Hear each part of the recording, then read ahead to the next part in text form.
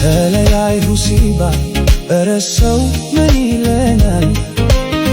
እሺ የኛ ሲሆን የሰማ ሰው ምን ይለናል? ግደላት በትሺ አብሮ መኖር ይሻለናል። እባክሽ አትሂጂ አብሮ መኖር ይሻለናል።